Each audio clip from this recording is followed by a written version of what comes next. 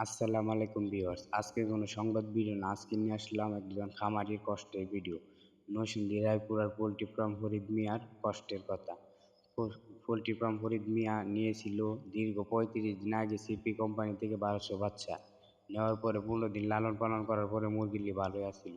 তারপর ২০ দিনের মাথায় মুরগিগুলো ঝিমিয়ে তারপর মরা শুরু করলো আর বিভিন্ন রোগ দেখা দিল।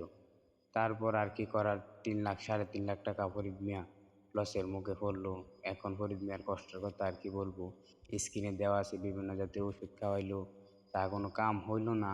তারপর এখন ফরিদ মিয়া লসের মুখে আছে। ১২০০ বাচ্চা থেকে ২০০ বাচ্চা এখন টিকে আছে। এখন ফরিদ মিয়ার কষ্টের কথা আর কি বলবো, একবারে ভেঙে পড়েছে। এমন লস জীবনে আর হইছে না ফরিদ মিয়া বলতেছে সাংবাদিকের কাছে।